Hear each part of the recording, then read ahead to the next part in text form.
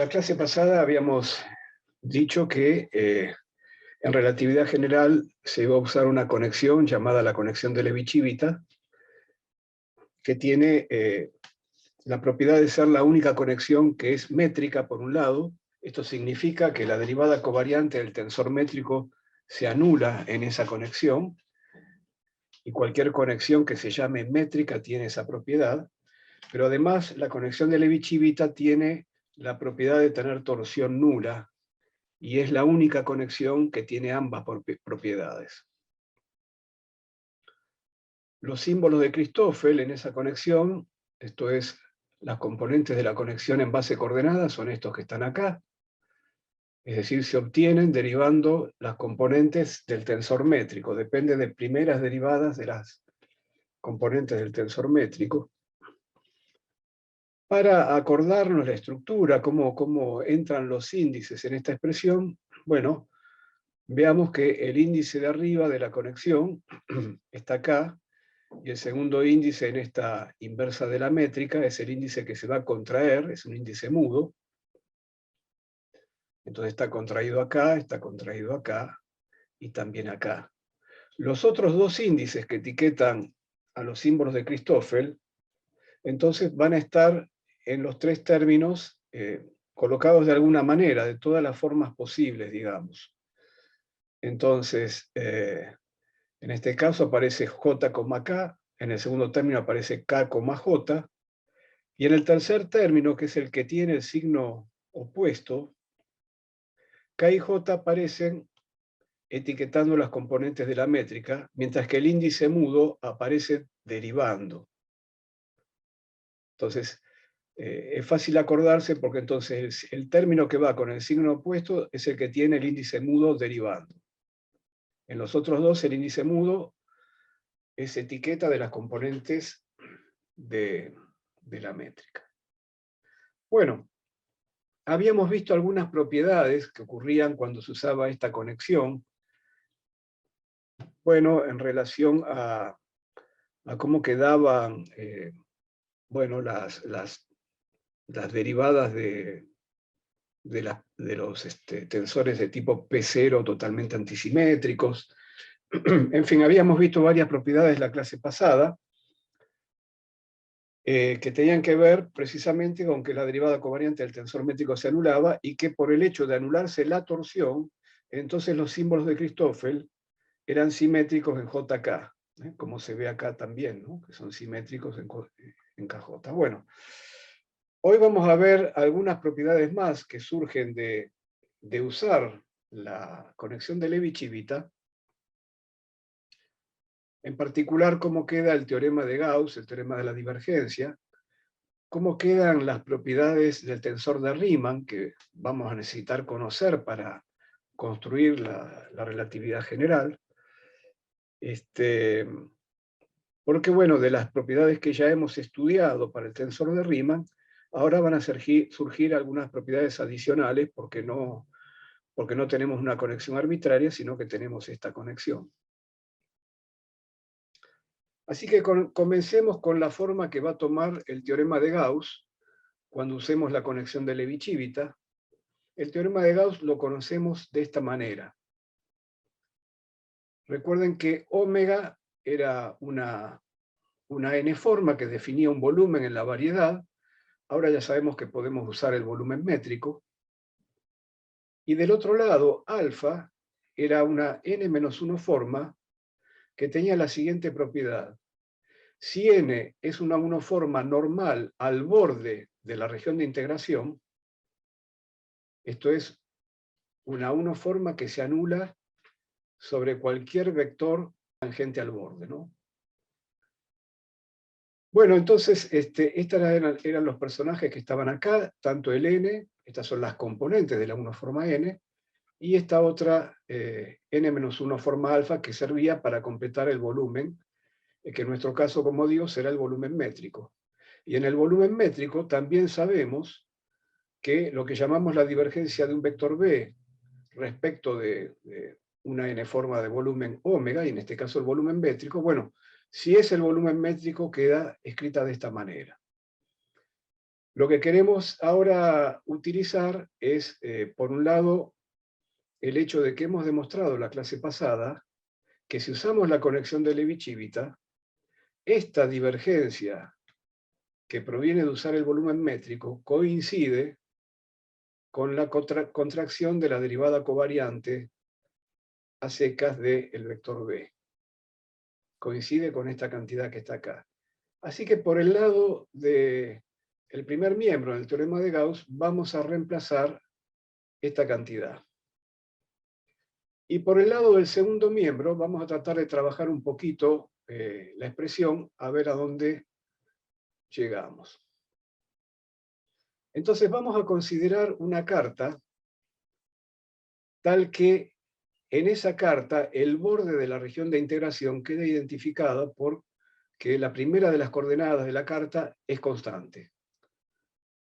Por ejemplo, esto ya lo hemos usado en otro momento, pero si nos queremos hacer una idea de qué es lo que estamos diciendo, si el borde de la región de integración fuera una superficie esférica, podríamos usar la carta de coordenadas esféricas y entonces la superficie, el borde, queda identificado por un valor constante de la coordenada R. Eso es lo que estamos diciendo. Y que la región de integración sea la región interior, en este sentido, de que sea la región ocupada por los puntos cuyas coordenadas x1 son menores que el valor que tienen en el borde. Habíamos dicho que esta forma de elegir la carta aseguraba que la orientación del borde era la correcta para aplicar el teorema de Gauss en la forma que está escrito acá. Así que eso es lo que estamos diciendo. Entonces, bueno, vamos a ver que hecho esto, precisamente la derivada exterior de la primera coordenada, la que es constante sobre el borde, es una uniforma normal, efectivamente, al borde, porque si lo aplico a cualquier vector tangente al borde, va a dar 0. ¿Por qué esto es así? Bueno, porque siendo x1 constante a lo largo sobre el borde, entonces para cualquier curva contenida en el borde, x1 es constante. Y por lo tanto, cualquier vector tangente al borde no va a tener componente 1. Y si no tiene componente 1, la aplicación de dx1 a ese vector va a dar 0. Entonces dx1, efectivamente, para una carta elegida de esta manera, dx1 es una uniforma normal a du, y es la uniforma que vamos a usar acá, en principio, para reemplazar a n. Sin embargo, nos gustaría algo más, que la uniforma sea no solo normal, sino que sea también unitaria.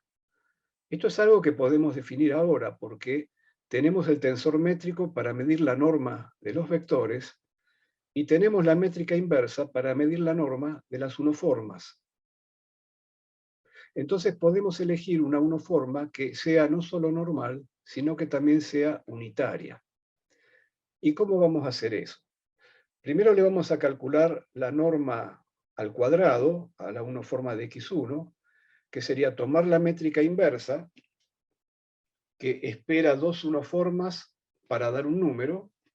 Entonces completamos sus entradas con dx1 y dx1, y ese número es la norma al cuadrado de la uniforma de x1.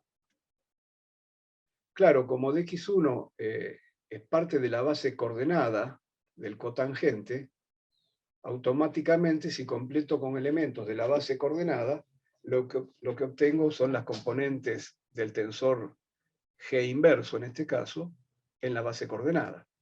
Y como completé con el elemento 1, 1, voy a obtener la componente G1, 1 de la métrica inversa, que podría ser positiva o negativa, a pesar de que estoy calculando la norma al cuadrado, porque ya sabemos que en relatividad general la métrica no va a ser definida positiva, sino que va a tener una asignatura lorentziana. Pero si estuviera en una geometría riemanniana, entonces sí, esto sería positivo. En la geometría pseudo-riemanniana de la relatividad, no.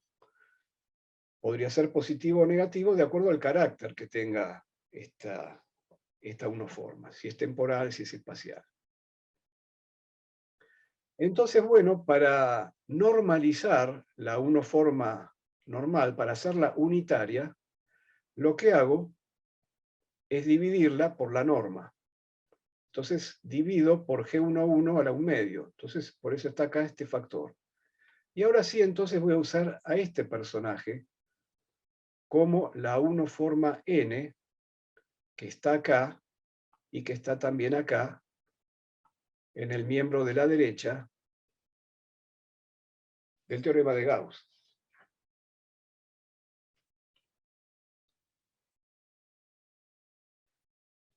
Bueno, por otro lado, el volumen métrico en una base coordenada, recordemos que queda así.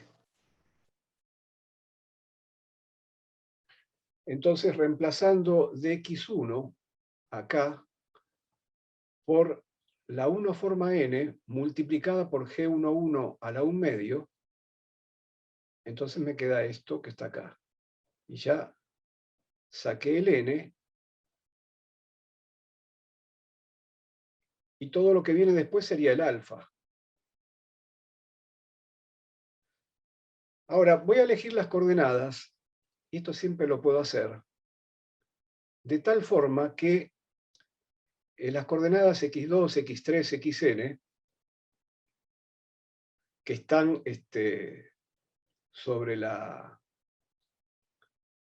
superficie, sobre el borde de U, sean ortogonales, es decir, las líneas coordenadas correspondientes a x2, x3, xn, sean ortogonales a la línea coordenada correspondiente a x1, es decir, a la curva, que es esta curva en verde, que es tal que x2, x3, xn son constantes. Esa es la línea coordenada que corresponde a la primera coordenada, entonces. Ya tengo noción de ortogonalidad, ya sabemos que eso quiere decir que el producto escalar entre los vectores de x1 y los vectores de a de x, k con k desde 2 hasta n, da 0. Y si da 0 este producto escalar entre estos vectores, da 0 la componente G1K para K de 2 hasta N.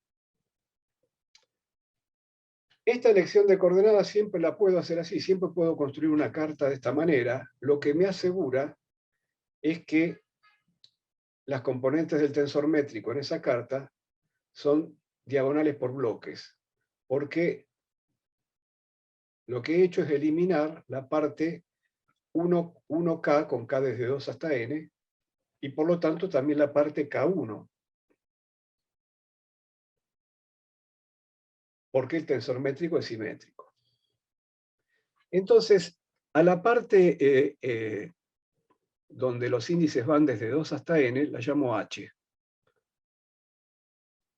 Lo llamo h, y entonces el determinante de la métrica, que es el determinante que está acá, en el volumen métrico, el determinante de la métrica, siendo la métrica diagonal por bloques, se escribe como el valor absoluto de G11, porque no sabemos si es positivo o negativo, depende del carácter de la coordenada x1, por el determinante del bloque H. Ahora, si la métrica es diagonal por bloques, la inversa también es diagonal por bloques. Y en particular, en la inversa, la componente 1, 1 de la inversa, es decir, la G con 1, 1 arriba, va a ser la inversa de G1, 1 con 1, 1 abajo. Quiero decir que esto que está acá, lo puedo reemplazar por esto. Y entonces todo esto me lo llevo ahora al volumen métrico, para reemplazar acá. Entonces me va a quedar un G11 arriba a la menos un medio, por lo que acabo de decir, por esto. Es decir, en la raíz cuadrada del determinante de la métrica va a aparecer un G11 arriba a la menos un medio, que se va a cancelar con este otro G11 a la un medio. Entonces, al reemplazar acá, la forma que tiene el determinante de la métrica, una vez que adopté una carta que me diagonaliza por bloques la métrica, al reemplazar, lo único que me queda por el lado del determinante es el determinante de H. Es este. Entonces, como dijimos, acá me queda el determinante de h, después viene n, y viene el producto de, de diferencial x2, diferencial xn. Todo eso que viene después, entonces, acompañando a n, es la n-1 forma que llamamos alfa. Esto es, alfa es la raíz de h, del determinante de h, de x2 de xn. Este alfa tiene la forma de un volumen n-1 dimensional. Es un volumen en el borde de U, porque en el borde de U es donde viven las coordenadas x2, xn. Es el volumen inducido en du, así lo podemos llamar. Es el volumen inducido en du porque es el volumen que la métrica en donde está sumergido ese borde de U, que es la métrica G, es el volumen que la métrica G le confiere al borde de U. Entonces, todo esto que tenemos acá lo voy a reemplazar aquí. Ya dijimos que de este lado, en lugar de el símbolo de la divergencia, voy a poner la contracción de la derivada covariante de B a secas. Porque probamos la clase pasada que esta cosa y esta cosa son iguales si la conexión es la de Levi-Civita. Y por el otro lado, bueno, ya vimos quién es alfa. Alfa es la raíz del determinante de h de x2 de xn. Entonces, con esos reemplazos, el teorema de Gauss, en la forma en que solemos verlo en los libros de relatividad general, dice lo siguiente. Dice que la integral en una región U de BI, punto y coma I, integrado en un volumen, en el volumen raíz de G de x1 de xn, por supuesto, el volumen va a ser el volumen métrico,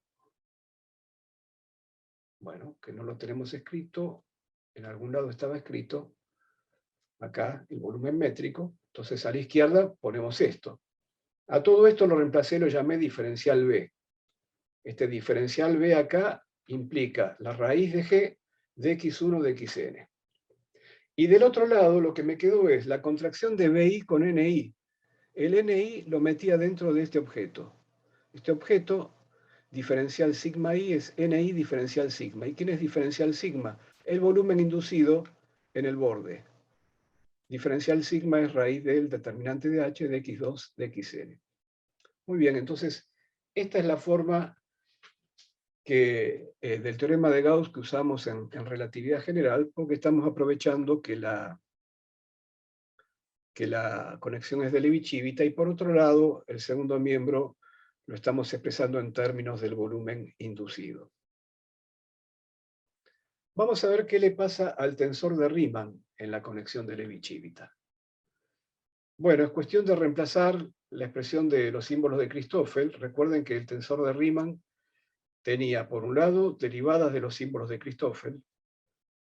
El tensor de Riemann, digamos, las componentes del tensor de Riemann en una carta coordenada, ¿no? En una base coordenada. Tenía, por un lado, las derivadas de las componentes de los símbolos de Christoffel, digo, y por otro lado tenía términos cuadráticos en los símbolos de Christoffel. Entonces ahora tenemos que reemplazar estos símbolos de Christoffel y derivarlos, y al derivarlos van a aparecer derivadas segundas de las componentes de la métrica, y van a aparecer también nuevos productos de derivadas primeras, porque voy a derivar acá y vamos a quedar multiplicando esta derivada por esta otra. Entonces, al reemplazar esto en las derivadas de los símbolos de Christoffel, me van a aparecer estos dos tipos de términos.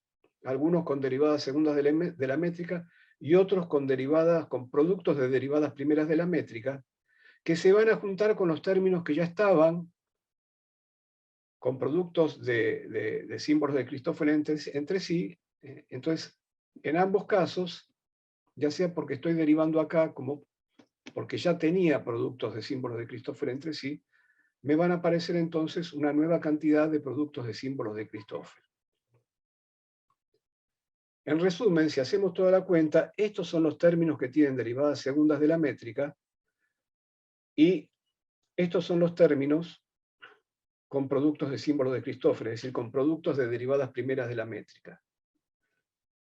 estos términos que están acá no tienen la misma forma que tenían en la definición del tensor de Riemann, y no es un error, porque ya digo, estos términos que están acá están agrupando aquellos términos que estaban en la definición del tensor de Riemann, más los que se agregaron ahora al hacer las derivadas de los símbolos de Christoffel. Entonces, si bien el aspecto es parecido, ustedes van a ver que la forma en que se combinan los índices no es la misma que la definición, que la que había en la definición original del tensor de Riemann. Bueno, muy bien, este es el resultado. Y con este resultado se nos agranda el número de propiedades que tiene el tensor de Riemann. Como ahora la conexión no es cualquiera, ahora hay más propiedades. Por un lado teníamos la propiedad, esta ya existía de antes, de que los índices IJ eran antisimétricos, por lo tanto, si yo simetrizo en IJ, el resultado es 0. Eso, por supuesto, sigue estando. También sigue estando esta otra propiedad. Pero ahora, si uno mira lo que quedó acá, se agrega lo siguiente. Si yo tomo el primer par de índices, LK, y lo intercambio con el segundo par de índices, IJ, las componentes no cambian. Entonces, ustedes se acuerdan que cuando hicimos el conteo del número de componentes independientes del tensor de Riemann, dijimos que, bueno, en principio, como es un tensor de 4 índices y cada índice puede correr desde 1 hasta n, tengo n a la 4 componentes. Pero esas componentes no son todas independientes entre sí, porque entre esas componentes había relaciones. Entonces contabilizamos cuántas relaciones independientes había acá para concluir cuál era el verdadero número de componentes independientes del tensor de Riemann. Ahora tenemos más relaciones. Entonces tenemos que hacer el conteo de vuelta. Bueno, fíjense, la nueva relación, que es la tercera, la podríamos interpretar así. Podríamos llamar A mayúscula y B mayúscula al par de índices LK por un lado e IJ por el otro. Entonces, A mayúscula representa el par LK. Y lo que la tercera propiedad dice es que este tensor es simétrico en los índices mayúsculas.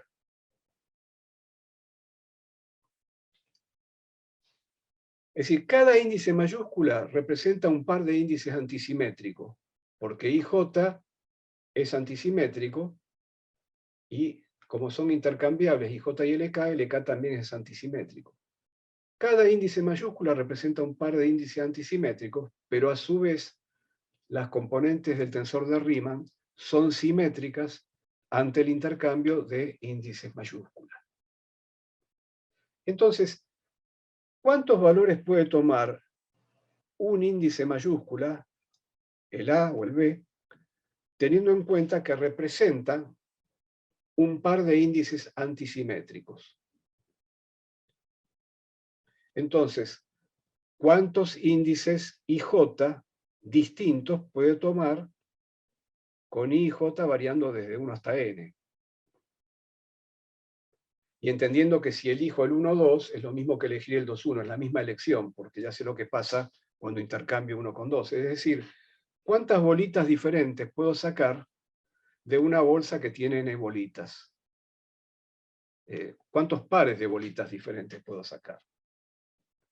Entonces saco una, la llamaré I, saco la otra, que forzosamente va a ser distinta de la primera, la llamo J, y ya está. ¿Cuántos pares puedo formar?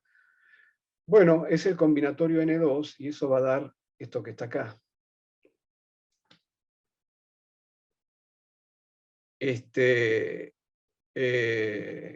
Bueno, entonces los índices mayúsculas pueden tomar este conjunto de valores diferentes. ¿Bien?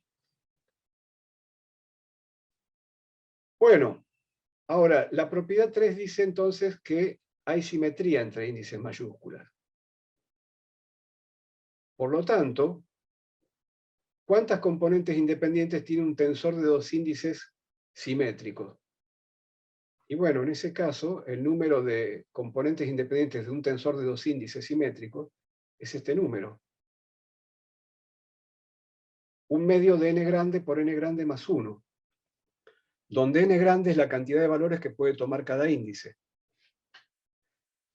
Entonces, con esto estoy contando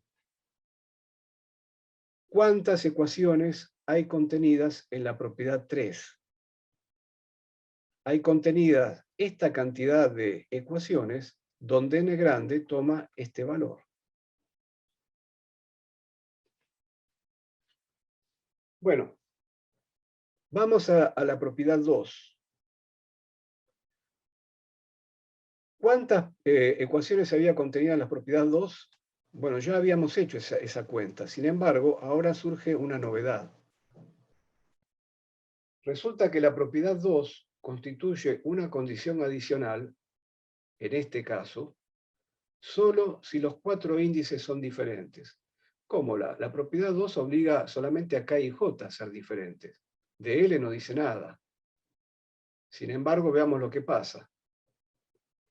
Aunque L no participa en la antisimetrización, si yo combino las propiedades 1 y 3, y en particular si hago entrar a esta nueva propiedad, que es la 3, va a pasar lo siguiente. Fíjense,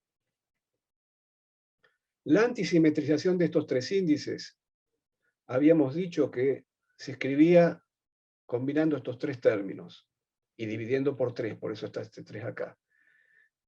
En principio, cuando uno antisimetriza tres índices, tiene 6 términos. Tiene 3 factorial términos. Pero como acá hay 2 índices, que son los 2 últimos, que ya son antisimétricos de por sí, entonces hay términos que son iguales de a pares, y por eso quedan finalmente de 6, quedan 3. Ahora, ¿qué pasa? Voy a hacer entrar en juego la propiedad 3, y entonces voy a decir, bueno, de acuerdo a la propiedad 3, el primer par de índices es intercambiable con el segundo par de índices, y como el segundo par de índices es antisimétrico, el primero también lo tiene que ser. Entonces, fíjense lo que hice en el primer término. Intercambié K por L, eso me cambia un signo, pero también intercambié IJ, con lo cual cancelo el cambio de signo. Así que estas dos cosas son iguales. En el segundo término, hice ambas cosas. Intercambié los pares de índices, pasé LI atrás y JK adelante, y además en cada par de índices también hice el intercambio, por eso quedó KJ y L. Y en el último, simplemente intercambié los dos pares de índices. Es decir, exploté la propiedad 3, junto con la propiedad 1 también, la antisimetría de los dos últimos. Entonces, en el tercer término quedó KI en primer lugar, LJ en el segundo lugar. Esto que está acá no es otra cosa que la antisimetrización ahora de LJI. Es decir, que L, que estaba en primer lugar, se me metió ahora entre los índices que hay que antisimetrizar. Y con el mismo truco, así como pasé K adelante y lo saqué fuera de la antisimetrización, puedo sacar también a I y a J. Es decir, que finalmente, y L va a entrar adentro de la antisimetrización, finalmente L está antisimetrizado con todos, aunque no parezca, en virtud de la existencia de la propiedad 3 y de la propiedad 1. Entonces, si L está finalmente antisimetrizado con todos, todos están antisimetrizados con todos, y entonces ahora, la propiedad 2, ¿cuántas ecuaciones independientes contiene? Tantas como formas distintas de elegir 4 índices diferentes, porque como todos están antisimetrizados con todos, no pueden ser iguales ningún par de ellos, ¿no? Bueno, muy bien. Entonces, ¿cómo vamos a hacer esta cuenta? La forma de elegir los 4 índices diferentes es el combinatorio N4. En particular, si tuviera dimensión menor que 4, no habría forma de elegir 4 índices diferentes. Por lo tanto, en dimensión menor que 4, esta propiedad no dice nada. No hay ninguna ecuación independiente acá. Es trivial esta propiedad. Bueno, entonces, el combinatorio N4 para las formas de elegir 4 índices diferentes entre N. Entonces, ¿cuántas ecuaciones finalmente me quedaron? Bueno, ya hice el conteo de cuántas ecuaciones hay en la propiedad 3, en donde ya utilicé la antisimetría de cada par de índices que viene de la propiedad 1. La utilicé para escribir el valor de n grande. Entonces, me quedaron que porque A y B, A grande y B grande son simétricos, yo tengo este número de componentes independientes donde n grande vale lo que está acá. Y además la propiedad 2 me descuenta el combinatorio N4, porque son N4 ecuaciones independientes que tengo que descontar de las anteriores. Entonces, finalmente, el número de componentes independientes que voy a tener acá es la cantidad de componentes independientes que tengo en este objeto menos las ecuaciones que me descuentan, bueno, menos los grados de libertad que me descuenta la propiedad 2. Entonces, este objeto tenía esta cantidad de componentes independientes, que resulta ser esto que está acá, y tengo que descontar el combinatorio N4, y el resultado es este. Por cierto, el combinatorio N4, que es esto, se anula para cualquier dimensión inferior a 4, ¿no? Bueno. Así que este resultado está bien para cualquier dimensión, simplemente porque esto que está acá, que no debería contar, no cuenta efectivamente si yo pongo n igual a 3, o n igual a 2, o n igual a 1, esto automáticamente no cuenta. Entonces, ¿cuántas componentes independientes tiene el Riemann cuando utilizamos la conexión de Levi-Civita? En dimensión 1 no tiene ninguna. Bueno, ¿qué quiere decir esto? Quiere decir que una variedad de dimensión 1 no tiene curvatura intrínseca. Intrínseca quiere decir que estamos hablando de la curvatura de la variedad en sí misma, no por la forma en que se sumerge en una variedad más grande, que eso sería lo que se llama la curvatura extrínseca. La curvatura de Riemann es una curvatura intrínseca, es la que me mide cómo cambia un vector cuando lo transporto paralelamente a lo largo de un camino cerrado. Pero si la variedad tiene dimensión 1, ese camino cerrado solo puede ser que voy desde un punto P hasta un punto vecino y vuelvo necesariamente por el mismo camino, porque no tengo otra dimensión para ampliar el camino. Entonces el tensor de Riemann no tiene componentes independientes en dimensión 1, es decir, el tensor de Riemann no es nada en dimensión 1. En dimensión 2, el resultado da que tiene una sola componente independiente.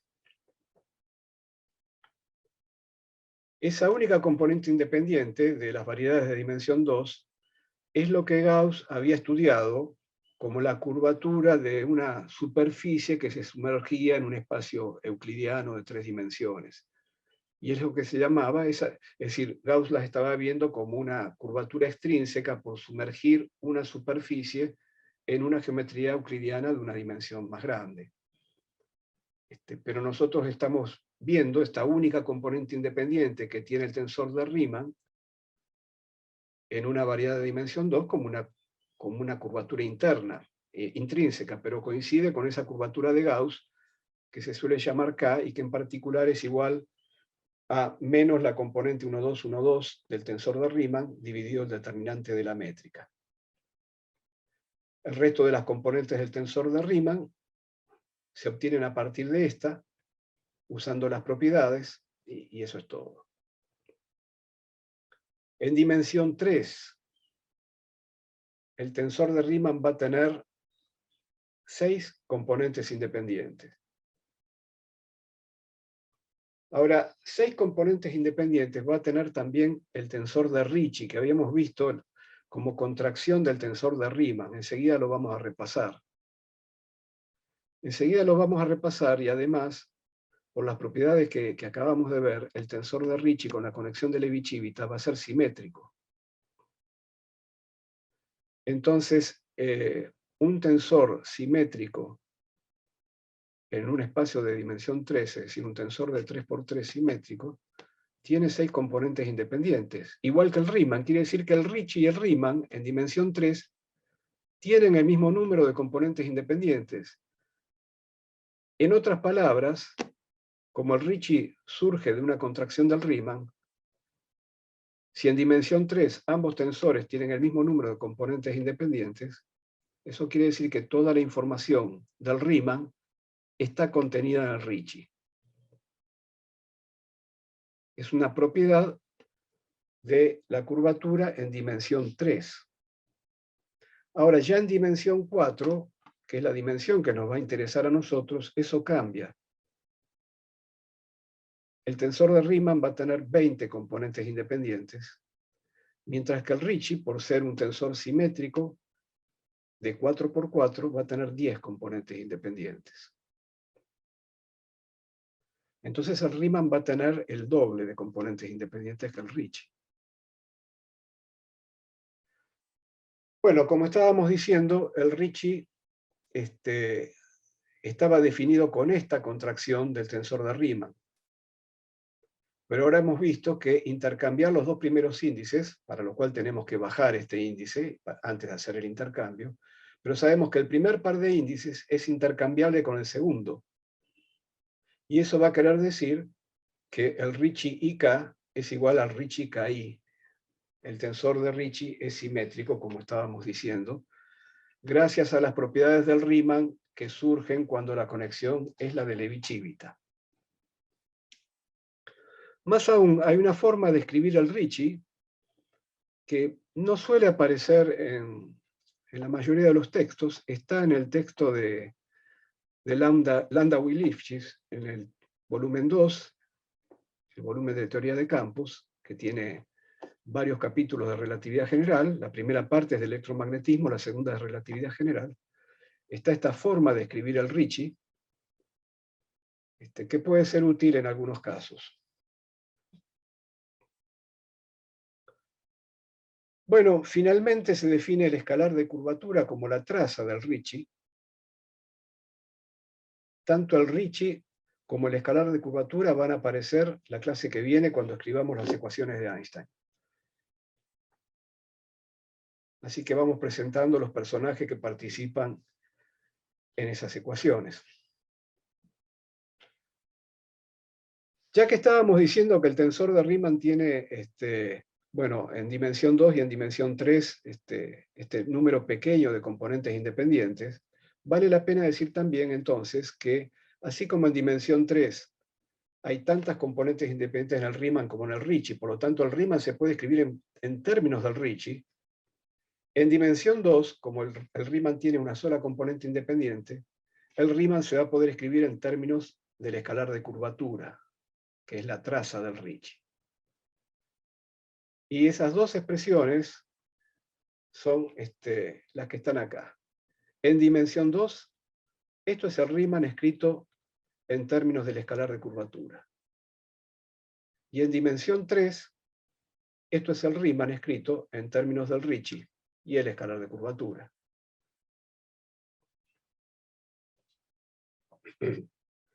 Bueno, insisto que nosotros vamos a usar dimensión 4, pero a veces hay cosas que son interesantes verlas en dimensión 3 o más sencillas de ver y uno puede sacar alguna conclusión estudiando propiedades de cosas en dimensión 3, tal vez pueda extrapolar cosas a dimensión 4 o entender mejor lo que sucede en dimensión 4. Por eso es bueno a veces tener a mano este tipo de relaciones. Finalmente, y para terminar con el menú de tensores, hay un tensor que se llama el tensor de Weyl, que nos interesa para dimensión 4 o dimensiones superiores eventualmente. Bueno, debido a las simetrías que tiene el Riemann, no solo la contracción que define el Ricci, esta contracción que estaba acá, esta contracción, debido a la cantidad de simetrías que adquirió el Riemann gracias a la conexión de Levi-Civita, no solo esta contracción conduce al Ricci, sino que cualquier otra contracción conduce al Ricci a menos el Ricci, en fin, o es cero o siempre está el Ricci, digamos, ¿no? Entonces, conviene tener un tensor a mano que contenga aquella información del Riemann que no está en el Ricci. Y entonces ese tensor va a ser un tensor cuyas trazas se anulan, porque las trazas del Riemann corresponden al Ricci. Entonces hay un tensor que se puede construir, que tiene la propiedad de tener todas sus trazas nulas, que arranca con el Riemann y después tiene otros términos más sumados precisamente con la idea de anularle las trazas. Y entonces este es el tensor que se llama el tensor de Weyl, que tiene las mismas simetrías que tiene el Riemann. Por cierto, con este término, bueno, ya este término tiene la simetría de Riemann porque es el Riemann, pero esas mismas simetrías van a estar también en los otros términos. Y el número de componentes independientes que tiene el tensor de Weyl va a ser, por este motivo que decimos que lleva a la definición de Weyl, del tensor de Weyl, va a ser el número de componentes independientes del Riemann menos las del Ricci. Entonces, bueno, en dimensión 2 o 3, el Weyl no tiene componentes independientes, es decir, el Weyl no corre, pero en dimensión 4 superior sí. Una propiedad que tiene el tensor de Weyl es el de ser invariante ante transformaciones conformes de la métrica. Una transformación conforme de la métrica es tomar el tensor métrico y multiplicarlo por una función positiva. No es un cambio de coordenadas, no estoy cambiando la base, estoy trabajando en la misma carta. Lo que estoy cambiando no es la carta, sino el propio tensor métrico. Estoy reemplazando un tensor métrico por otro que es proporcional al anterior. Y el tensor de Weyl tiene la propiedad de que es invariante ante este cambio de la métrica. Bueno, vamos a hacer acá el intervalo.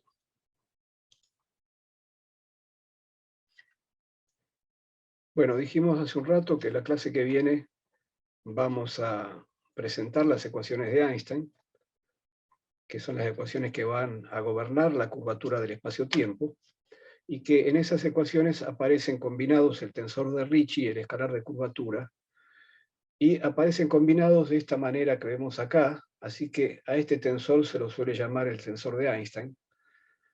Hoy no vamos a ver las ecuaciones de Einstein, pero nos interesaría, ya que tenemos las propiedades del Riemann, el Ricci, etc., nos interesaría ver una propiedad importante que el tensor de Einstein tiene. Y es la propiedad que está acá abajo, que tiene, bueno, es un tensor simétrico, porque el Ricci con la conexión de Levi-Civita es simétrico, la métrica es simétrica, y tiene la propiedad de que la cuadridivergencia del tensor de Einstein es idénticamente cero. Esto es, no importa para qué métrica calculemos esto, no importa si se trata de una métrica que va a cumplir con las ecuaciones de Einstein o no. Es una propiedad del tensor, es una identidad.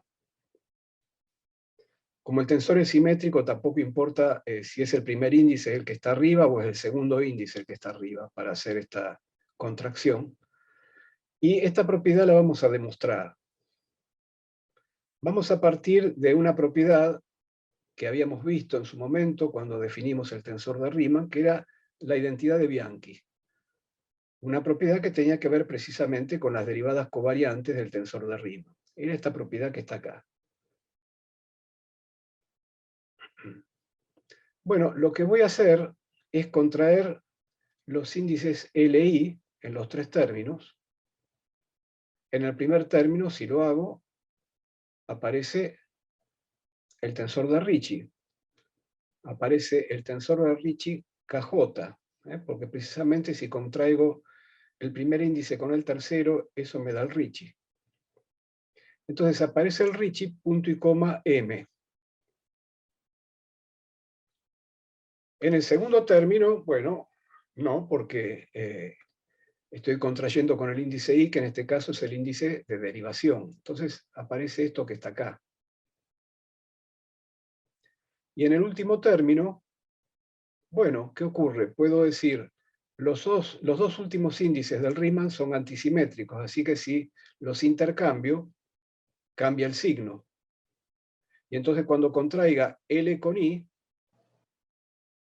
se me va a formar, como el I lo pasé al tercer lugar, se me va a formar el Ricci KM, pero con un cambio de signo. Entonces me queda menos RKM, punto y coma J. Todo esto igualado a 0 porque eso dice la identidad de Bianchi. Ahora vamos a ver qué pasa con esto que está acá. Esto que está acá es simplemente tomar el Riemann con todos los índices abajo. Recuerden siempre que desde que podemos bajar y subir índices de los tensores, entonces tenemos que escribir los índices cada uno en su lugar para saber a qué lugar bajan o suben los índices, ¿no? Bueno, por eso acá está este espacio reservado. Entonces yo puedo reescribir este Riemann que está acá como el Riemann con todos los índices abajo, multiplicado por la métrica inversa que sube el primer índice y lo convierte en L. ¿Mm?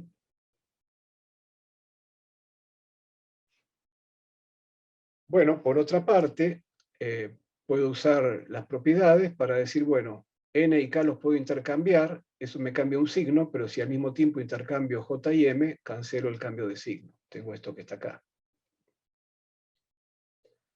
El siguiente paso que voy a hacer es tomar este resultado con el reemplazo que estamos viendo y voy a contraer K con M, para lo cual primero tengo que subir K, porque siempre se contrae un índice contravariante con un índice covariante, entonces subo K en toda la expresión, subo K y contraigo. En el primer término, bueno, queda esta expresión que está acá. En el segundo término, me voy aquí. Entonces, si subo K y contraigo con M, se me forma el Ricci NJ. Entonces tengo GLN, que está acá, el Ricci NJ, y recuerden que todavía esto estaba con la derivada covariante L. Y si en el último término contraigo K con M, estoy haciendo la traza del Ricci. La traza del Ricci era el escalar de curvatura. Es un invariante.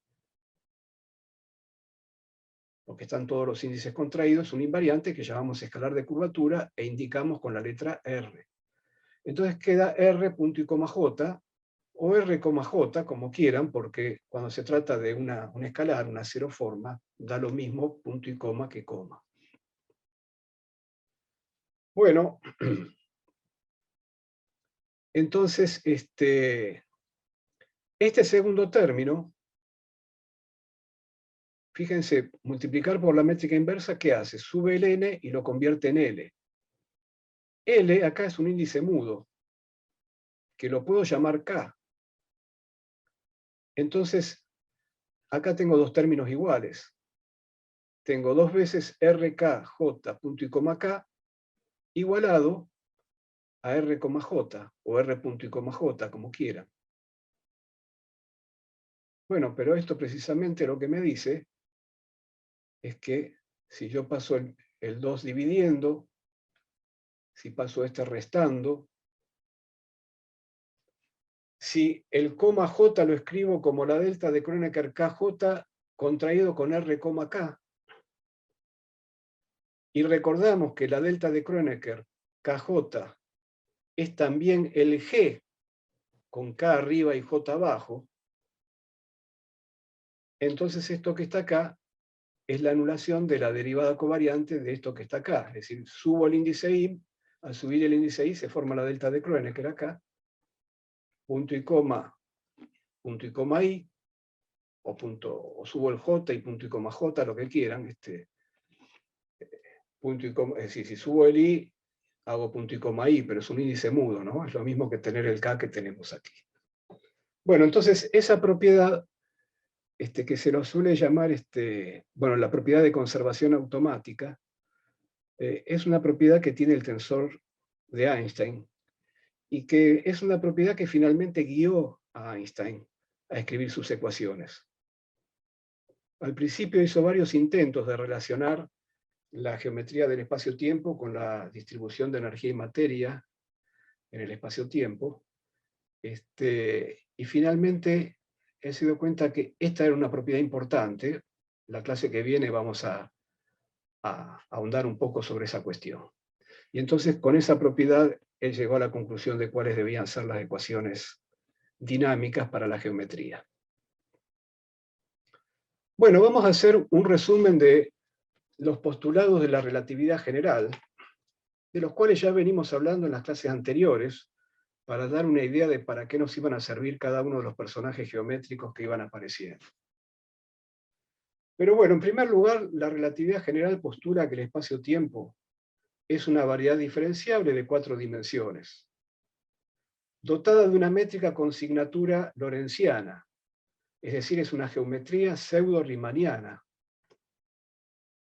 con signatura más, menos, menos, menos, o a la inversa, eso depende del gusto de cada autor, y con conexión de Levi-Civita, es decir, con una conexión métrica sin torsión. Bueno, entonces este es el escenario en donde vamos a trabajar, pero en este escenario todavía no estamos diciendo en este primer postulado cómo es la métrica. Es decir, cómo va a quedar determinada la métrica por la distribución de materia. Ahora, por otro lado, nosotros en relatividad especial tenemos un conjunto de leyes físicas. Tenemos las leyes de la mecánica, las leyes del electromagnetismo, eso era lo fundamental en el momento en que se concibe la relatividad general, pero bueno, después se han agregado otras interacciones fundamentales que cumplen con el mismo patrón que vamos a decir acá. Esas leyes que conocemos en relatividad especial las hemos formulado a partir de acciones que tienen un carácter geométrico, es decir, son acciones que son invariantes ante cambio general de coordenadas, y que contienen la métrica. Por ejemplo, la métrica está en la acción de la partícula libre, está dentro de la raíz cuadrada. En la acción del electromagnetismo, el integrando es F, producto Wedge, el dual de F. El dual o la estrella de Hodge se construye con la métrica.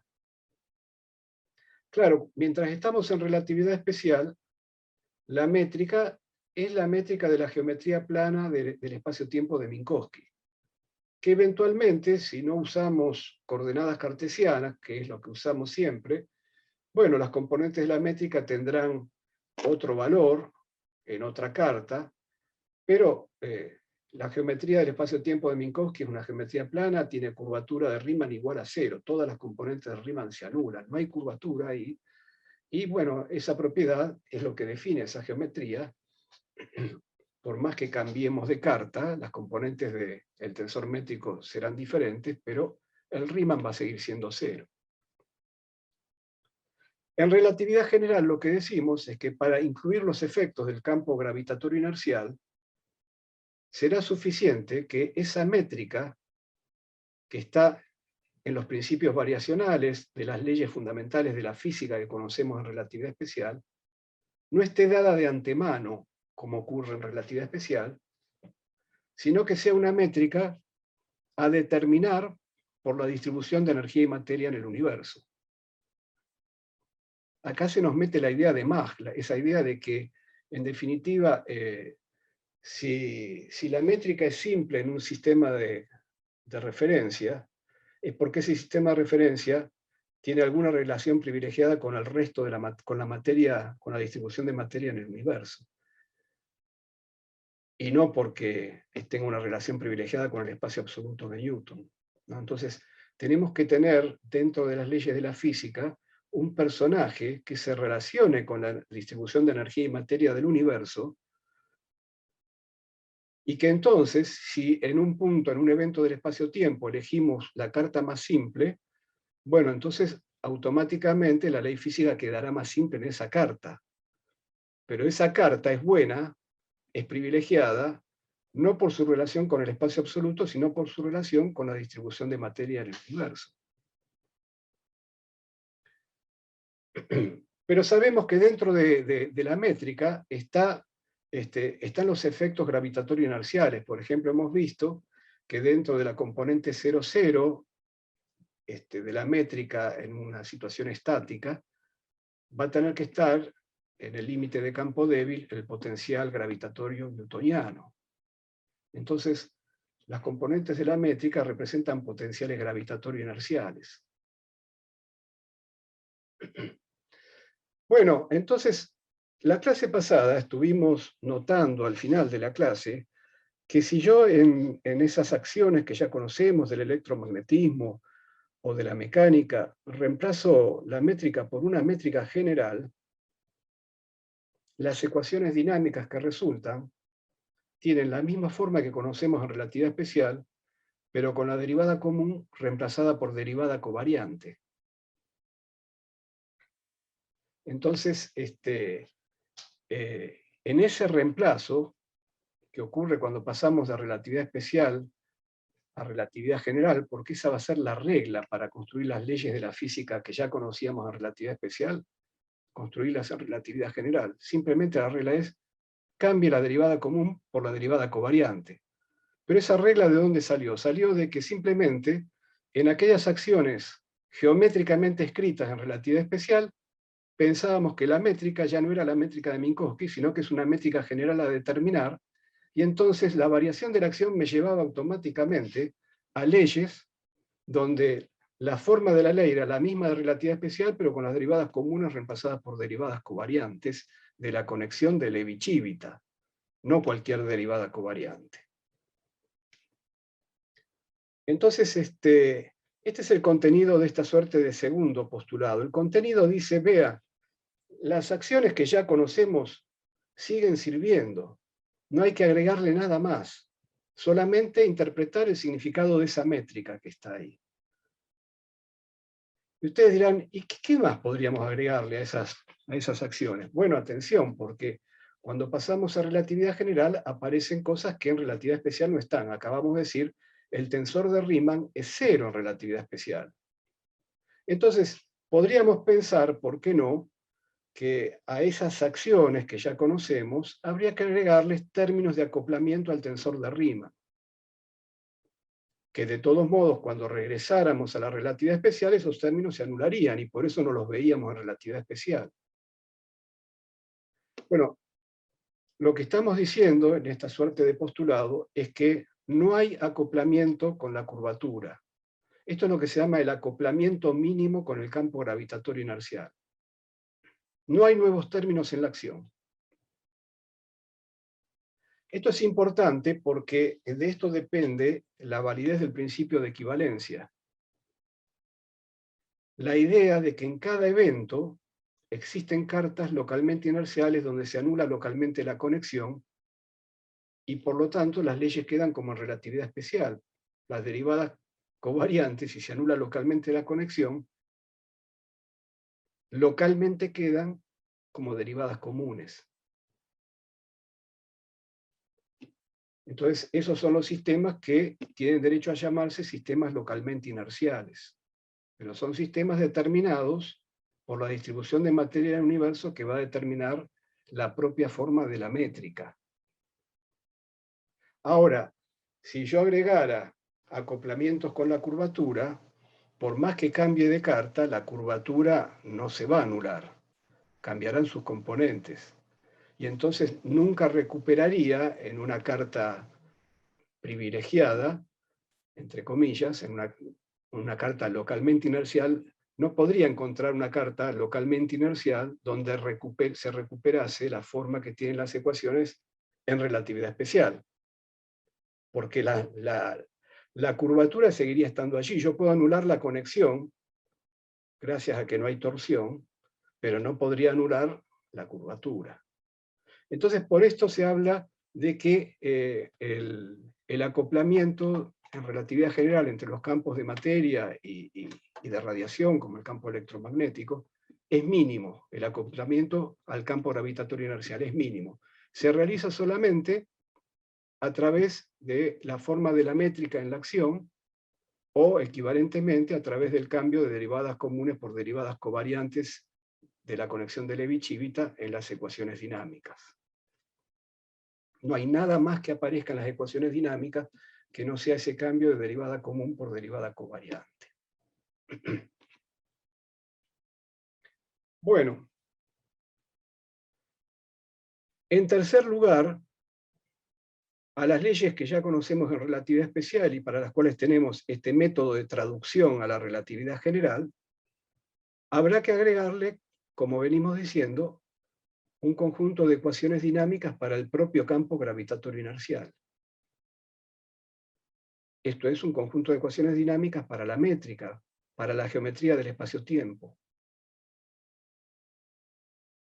Ahora, en la teoría de Newton,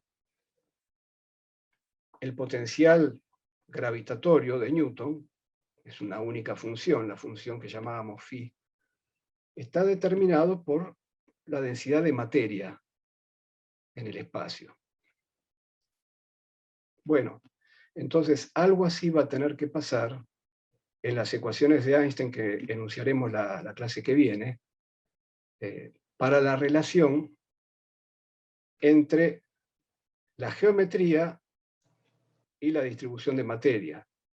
Va a haber que relacionar la geometría con la densidad de materia, y en realidad la densidad de materia, si va la densidad de materia, tiene que ir la densidad de energía, y de cualquier tipo de energía, la densidad de energía electromagnética también. Ahora, la densidad de energía en sí misma no es un objeto tensorial. No transforma no es un escalar, digamos. Es una sola cantidad. Si fuera un objeto geométrico tendría que ser un escalar, tendría que ser un invariante, pero la densidad de energía, ante cambio de cartas, no es un escalar. En realidad, la forma en que se transforma la densidad de energía, como ustedes saben, es como la componente 0,0 del tensor de energía-momento. Es una parte de un tensor que es el tensor de energía-momento.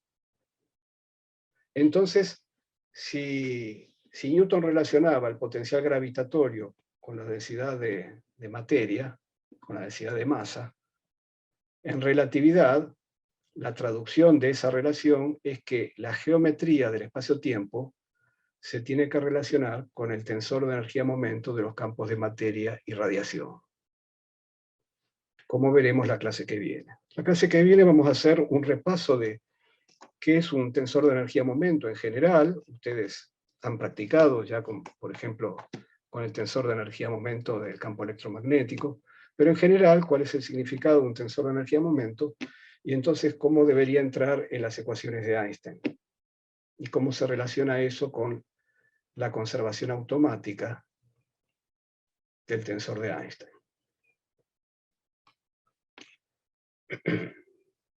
Bueno, otra cosa más que tenemos que postular: ¿cómo se mueven las partículas libremente gravitantes? Las partículas libremente gravitantes son las partículas libres verdaderamente, porque el campo gravitatorio inercial no es una fuerza, es simplemente la geometría del espacio-tiempo. Por lo tanto, cuando hablamos de una partícula libremente gravitante, estamos hablando de las partículas libres. Decir cómo se mueven esas partículas es decir cómo se enuncia el principio de inercia en relatividad general. ¿Cuál es el movimiento de una partícula libre de fuerzas?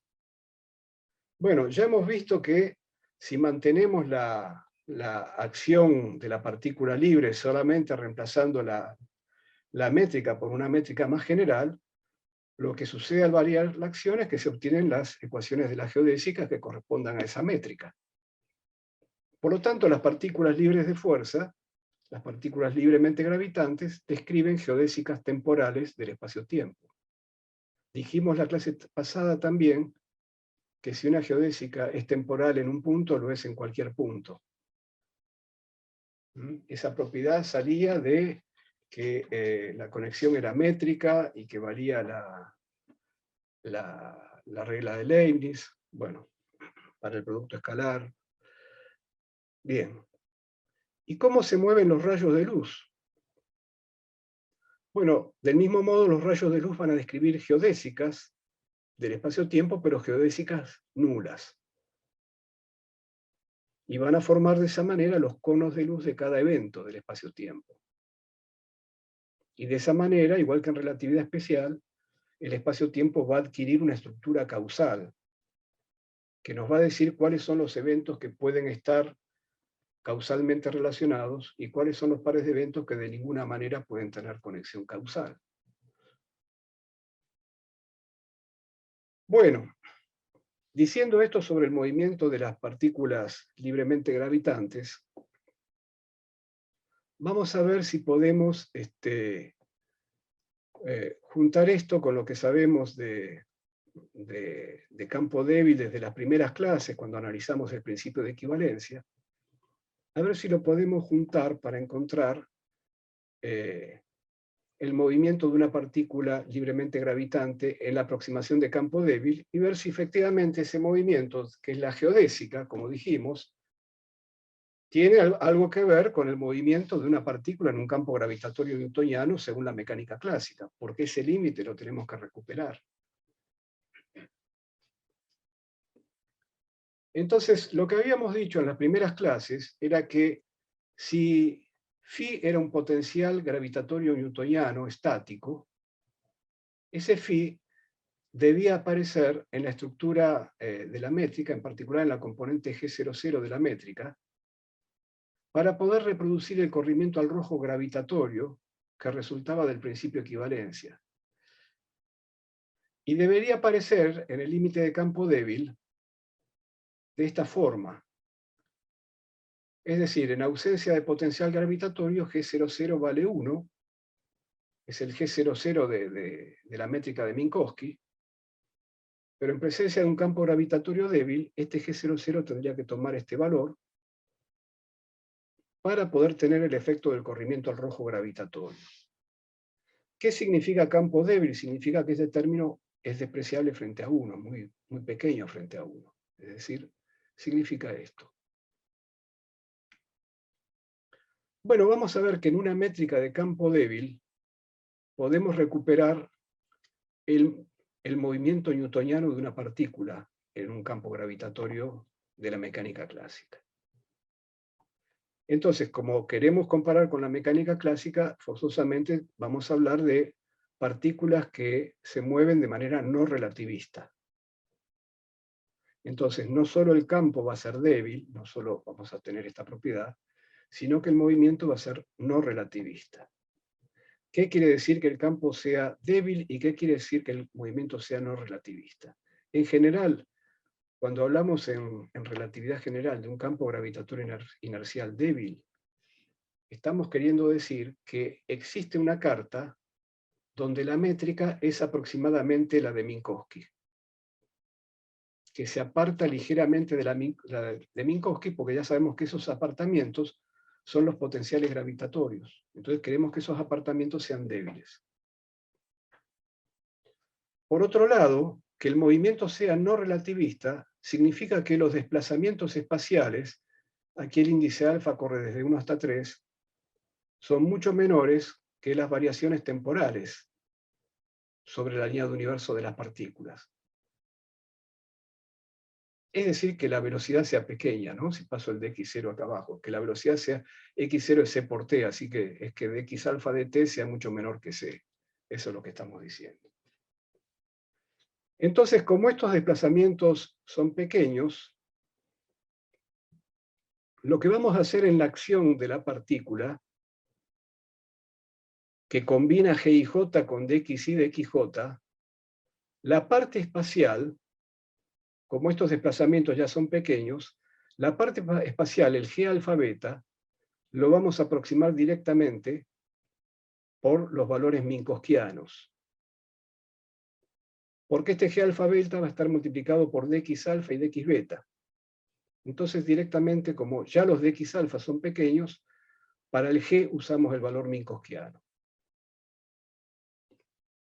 Por otro lado, el sector espacial temporal de la métrica es posible anularlo. Esto, acéptenlo si les parece, lo vamos a ver en un par de clases, cuando veamos cómo queda la métrica de campo débil estático, para una lección de sistema de coordenadas, que se llama el gauge de Lorentz. Pero bueno, hay una elección posible, hay formas de elegir la carta que anulan la parte espacial temporal del tensor métrico. Así que aceptemos esto para dar un paso más. Entonces, en la acción de la partícula relativista, recuerden que este es el integrando de la acción. Entonces, en esta sumatoria doble sobre I sobre J, nos quedaremos con el término 0, 0 y con el término alfa beta, porque la parte espacial temporal de la métrica puede ser elegida como 0. Para el término 0, 0 ponemos el G00 de campo débil. Y para el término alfa beta ponemos el G alfa beta de Minkowski. Entonces vamos a desarrollar esto. Fíjense que lo que queda acá, digamos, esto que queda acá es simplemente diferencial x cuadrado más diferencial y cuadrado más diferencial z cuadrado, ¿no es cierto? Es el módulo del desplazamiento al cuadrado. Entonces, si saco un c cuadrado de factor común, me queda, y si saco, digamos, perdón, si saco un dx0, el dx0 cuadrado lo saco afuera de la raíz, me queda un dx0 dividiendo acá al cuadrado. Entonces me queda un 1 sobre c cuadrado, el desplazamiento al cuadrado en el numerador y diferencial t cuadrado en el denominador. Eso me forma el módulo de la velocidad al cuadrado. El módulo de la velocidad al cuadrado dividido c cuadrado. Me quedó esto. En el primer término me quedó 1 más 2phi sobre c cuadrado. Salió afuera el dx0 cuadrado, pero como está bajo la raíz, sale un dx0, sale un c diferencial t. Entonces se me forma un c cuadrado diferencial t, porque acá había un menos mc. Esto que está acá es un 1 más una cantidad pequeña, más otra cantidad pequeña, porque el movimiento es no relativista. Entonces es un 1 más una cantidad pequeña elevado a la 1/2. ¿Cómo se desarrolla eso en serie de Taylor? Es 1 más la cantidad pequeña dividido 2. Entonces me queda 1 más phi sobre c cuadrado, porque divido por 2, y aquí me queda menos 1/2 de módulo de u al cuadrado sobre c cuadrado, siendo u la velocidad de la partícula. Bueno, reingreso el menos mc cuadrado dentro del corchete, y me queda esto. ¿Qué es lo que veo acá?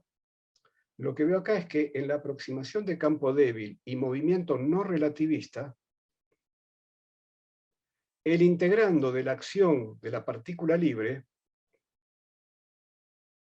lo que sería el lagrangiano, tiene una constante más la energía cinética clásica menos el potencial gravitatorio, menos la energía potencial gravitatoria newtoniana.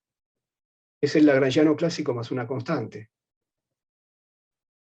Entonces así vemos que, bueno, si emerge el lagrangiano clásico de la acción en esta aproximación de campo débil y movimiento no relativista, entonces la ecuación de la geodésica que hubiera surgido de la acción de la partícula libre relativista, bueno, en la misma aproximación va a ser la ecuación de movimiento de la mecánica clásica en un potencial gravitatorio newtoniano.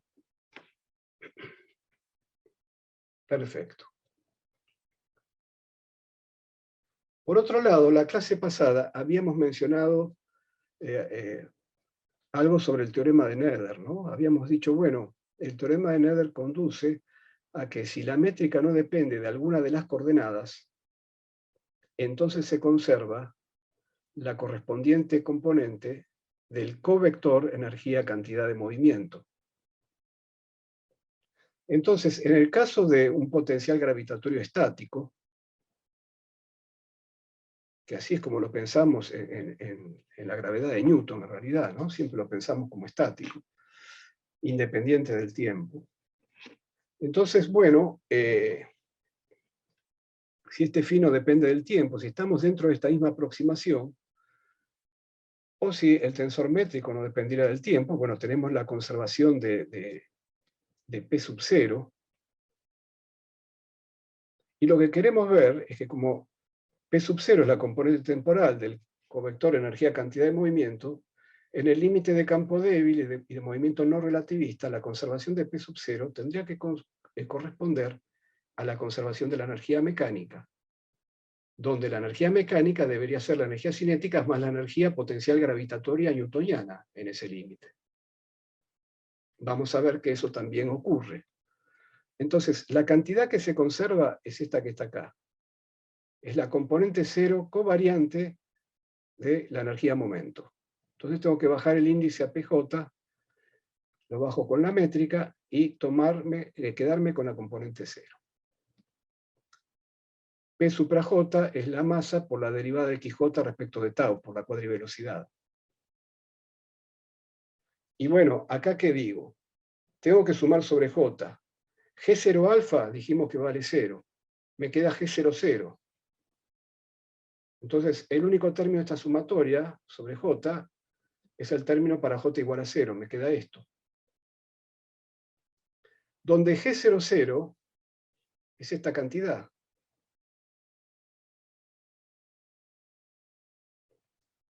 Y delta tau, o diferencial tau, el tiempo propio de la partícula, es el intervalo dividido C, medido sobre la línea de universo de la partícula, pero el intervalo es lo que acabamos de aproximar acá arriba. Así que ya la aproximación está hecha, nos dio esto. Bueno, el intervalo entonces es esto que está acá. Dividido C queda así. Este es el tiempo propio de la partícula en un campo gravitatorio inercial débil y en un movimiento no relativista. Entonces voy a reemplazar este tiempo propio aquí. Y entonces d tau queda reemplazado por diferencial t multiplicado por este paréntesis. Por eso aparece el diferencial t acá abajo. Diferencial x0 es c diferencial t. Y entonces me quedó un diferencial t dividido diferencial t. Esto lo voy a simplificar, claro. Y me queda este paréntesis que acompaña diferencial t para dar el tiempo propio. Me queda dividiendo. Entonces, lo que tengo es un 1 más una cantidad pequeña a la menos 1. ¿Cómo aproximo 1 más una cantidad pequeña a la menos 1? Como 1 más la cantidad pequeña, es decir, cambiando el índice, el signo a la cantidad pequeña. Y por eso entonces lo aproximo de esta manera, como un 1 más un medio u cuadrado sobre c cuadrado, cambio el signo acá también, menos phi sobre c cuadrado. Y ahora escribo todo esto ya dije que lo simplifico, y utilizo que el campo es débil y el movimiento es no relativista, por lo tanto el phi cuadrado no lo voy a considerar, y el phi multiplicado por el u cuadrado tampoco lo voy a considerar. Entonces me queda solamente, bueno, voy a tener un término que va a ser, bueno, un 1 por 1, acá por supuesto, después voy a tener el 2 phi sobre c cuadrado por 1, pero también voy a tener el menos phi sobre c cuadrado por el 1 que está acá, entonces ahí tengo una resta de 2 phi sobre c cuadrado menos phi sobre c cuadrado, bueno, etcétera, pero elimino los términos cuadráticos. El resultado va a ser este que está acá. La cantidad conservada, entonces, debido a que la coordenada x0 es cíclica, es la energía en reposo más la energía cinética clásica más la energía potencial gravitatoria newtoniana. Así que tenemos el teorema de conservación que esperábamos obtener. Bueno, último tema. Estamos hablando de teoremas de conservación Y el teorema de conservación dice que si una coordenada es cíclica se conserva tal cosa. Ahora, nosotros precisamente hacemos énfasis en que queremos que las cosas se pueden escribir en una carta cualquiera. Queremos enfatizar el contenido geométrico de las cosas que estamos diciendo.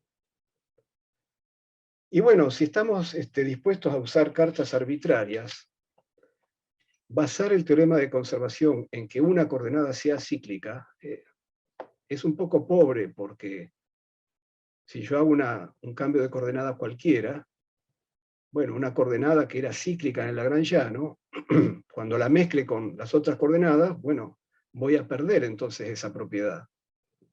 Lo mismo sucede en la mecánica analítica de Lagrange, por supuesto, que también usa coordenadas generalizadas, ¿no es cierto? Bueno, esto quiere decir que en realidad tendría que buscarle una vuelta geométrica al teorema de conservación. Cuando uno dice que si XY es cíclica, P sub I se conserva, lo que está diciendo es que una cierta proyección del covector P en alguna dirección, en la dirección de dA de XY, se conserva. Entonces, el contenido geométrico de la ley de conservación es justamente ese, es encontrar proyecciones del covector P conservadas a lo largo de la línea de movimiento de una partícula libremente gravitante. Entonces, vamos a ver cómo podemos llegar a eso. Entonces tenemos la línea de movimiento de una partícula libremente gravitante. Es la anulación de la cuadriaceleración covariante. Es la anulación de la derivada covariante de la cuadrivelocidad respecto de el parámetro tiempo propio, que es el parámetro afín de las autoparalelas. Además, es el parámetro que mide el intervalo sobre la línea de universo, lo que sería el equivalente a la distancia en una geometría riemanniana. Si yo multiplico esta ecuación por la masa con la cuadrivelocidad forma el cuadrivector energía-cantidad de movimiento. O como la derivación covariante, como la conexión que usamos es métrica, el tensor métrico puede entrar y salir a través de la derivación covariante, así que si yo multiplico por un tensor métrico, bajo el índice al vector P y lo convierto en la forma asociada al vector P. Así que estas tres son maneras equivalentes de hablar de la ecuación de la geodésica,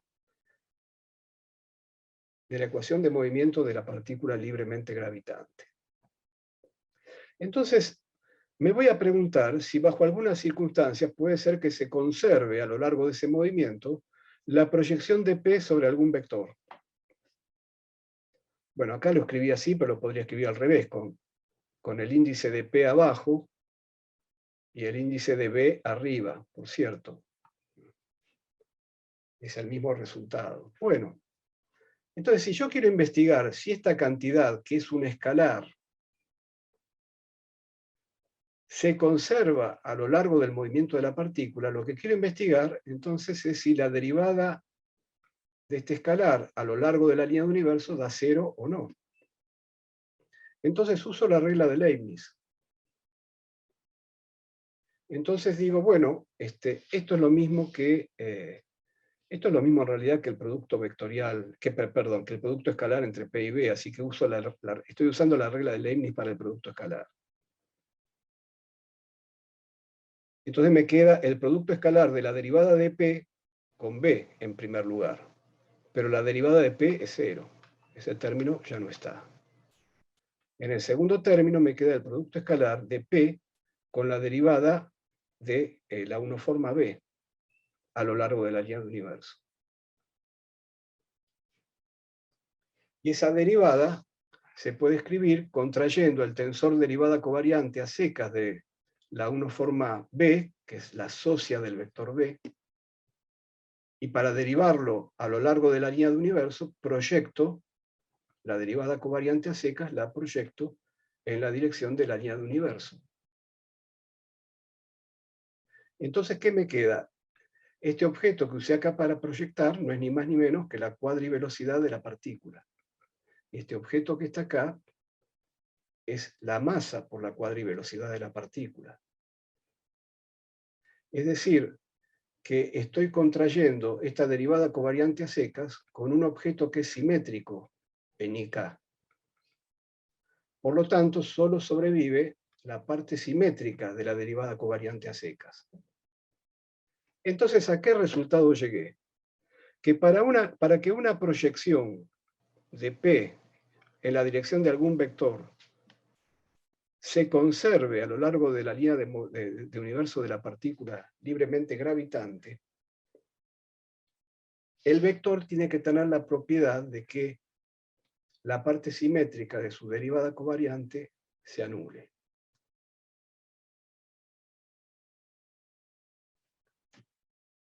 Bueno, entonces, si yo encuentro direcciones en el espacio-tiempo, si encuentro campos vectoriales en el espacio-tiempo con esta propiedad,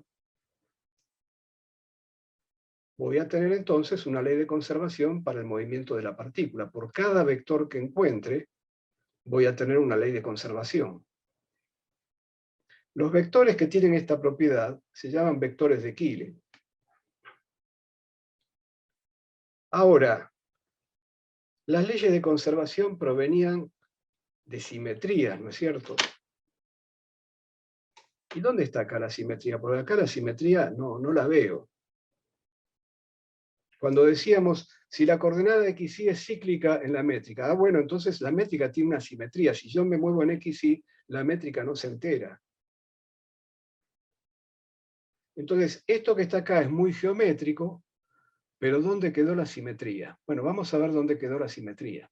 De paso les digo que también se puede probar que no solo la proyección de un vector, de la energía cantidad de movimiento sobre un vector, sino también esta otra contracción de una forma cuadrática, es decir, esta contracción es una forma cuadrática de las componentes de la energía cantidad de movimiento, se va a conservar si B y J son las componentes de un tensor de Killing definido de esta manera. Esto es un ejercicio. Bueno, pero entonces volvamos al tema de la simetría. ¿Dónde está el asunto de la simetría? Tomemos la derivada del I del tensor métrico en la dirección de un vector B cualquiera, en principio. Las componentes IJ, ya sabemos cómo se calculan las componentes de la derivada del I de un tensor. Empezamos con la derivada común proyectada en la dirección de B, y después hay términos que derivan al propio E. Esto es lo típico de la derivada del I. Ahora, sabíamos que en ausencia de torsión, las derivadas se pueden reemplazar por derivadas covariantes en las derivadas del I. Es decir, en ausencia de torsión, es válido reemplazar en todos los términos las derivadas comunes por derivadas covariantes y eso no altera el resultado. Entonces, en los tres términos, pongo derivada covariante.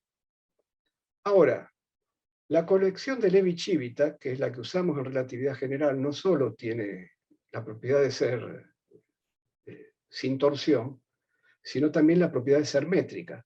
Una vez que yo reemplazo todas las derivadas por derivadas covariantes, acá me aparece una derivada covariante de la métrica. En la conexión de Levi-Civita esto se va. Entonces, ¿qué quedó? Quedó esto que está acá. Quedó esto. ¿Por qué? Aquí le estoy bajando el índice a B y convirtiéndolo en J. Y aquí le estoy bajando el índice a B y convirtiéndolo en I. Es decir, quedó esto que está acá. Es decir, la derivada del I de la métrica en la dirección de un vector B queda igual a 2 veces la parte simétrica de la derivada covariante a secas del vector B. Entonces, cuando tengo un vector de Killing, que son los vectores que me dan lugar a leyes de conservación, lo que está pasando es que se anula la derivada del I en la dirección del vector de Killing del tensor métrico, lo cual habla de una simetría del tensor métrico porque el tensor métrico es Lie dragueado por el vector de Killing. Eso es un vector de Killing, entonces. Es un campo vectorial que tiene la propiedad de que el tensor métrico es Lie dragueado por ese campo vectorial, y eso es una simetría. Entonces nos reencontramos con el aspecto geométrico, con el aspecto simétrico, pero en este caso escrito en forma geométrica.